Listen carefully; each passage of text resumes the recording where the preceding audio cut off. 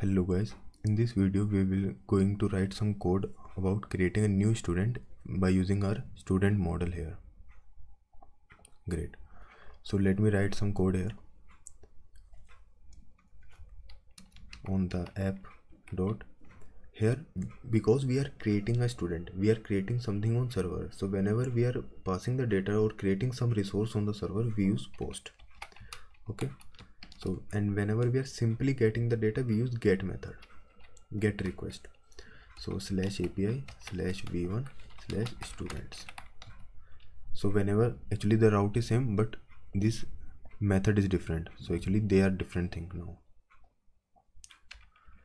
Okay. So let me write the callback function rec.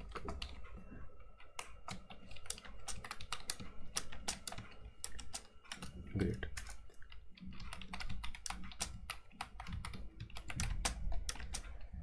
Okay, so now we are going to create a student. So how we use is we use a await keyword on the model. So model here actually is a student model like this, and because we are going to create, so there is a create method that is provided by the Mongoose library. So we can just call this method and we can supply the data. For example, we want to create a student with admission number set to suppose 1001 and name set to like this. So basically we just need to supply the data here and it will be created in our database. So because we are using await keyword, we need to make this function as async. Now the error is disappeared. Okay, and what we can do for now is just send this student via the response, and it will also be created in the database. So suppose how we send it in a response. So res dot status. So here because we are creating, so status code 201 will be used. Okay, you can search about the status code on the Google, and JSON format we are sending. Okay, so status here will be success.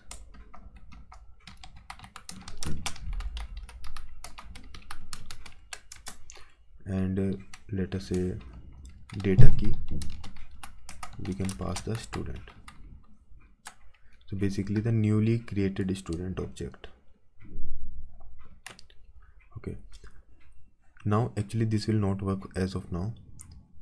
Why I'm saying that is, here you need to see the student model. Here we need the admission number which is required, name also we need which is required, email also we need which is required, but I have not supplied the email. So let us see what error we can get. So then I will correct it. So let me just make this. Okay, so I'm going to make a post request at this route. So here we will use Postman because from browser it is difficult to create post request. So let me just copy the URL, create a new request, and for drop down you should select post, otherwise it will not work. Great. So let me just send, and yes, I was expecting an error. Let us see what the error is. If you are able to read this one, so it is saying validation error, path email is required. What actually it is complaining, because we have not supplied the email, but in database we have said that email is a required field, so it will not allow us to create the field. Okay, so that is the benefit of making this field as required. We should not make all field as required, but whatever makes sense, right?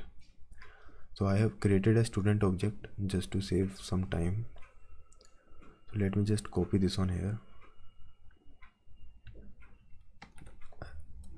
You can see later what is this, but as of now let me just copy it to save some time. Okay, and remove this ID field because it was for some other purpose. Great, and I think it should work now. So what I'm doing is supplying an object with all the properties of student: admission number, name, email, password, so on and so forth. So basically it will create a student with these details. And now let us see in action. Let us see if the server is running. Yes, it is also connected to database. Let us see. So inside the Postman, let us send again. And yes, here you can see status is success, and we also get the data of newly created student.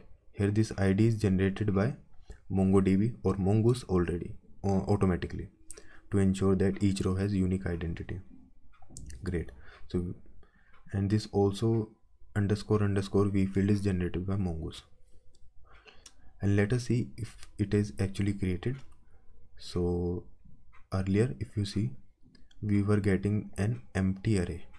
Because now a student is created, we should get the data. Let me run this request, and yes, we are getting an array now with this object, and this is the student object that we created. So here you can see Abhishek, and here. So basically this is how we create a student, and now it is created on the database. And if you want to verify, let us go to our database. Here you can see it was earlier an empty. Let me just refresh this. So, and yes, here you can see one object is, or one student is created. If you want to visualize here, so just like one row in a table is created now. Let me create one more so that we can get more clarity. Okay, but we will not be creating these students like this. Okay, so this was just to show you an example. Okay, so what we want is it will be created. So basically whenever, let me show you in Postman. So whenever we are making a request at this route, we also need to supply the data. Basically data will be supplied by the user dynamically. We cannot hard code it. So let us see how we can do that.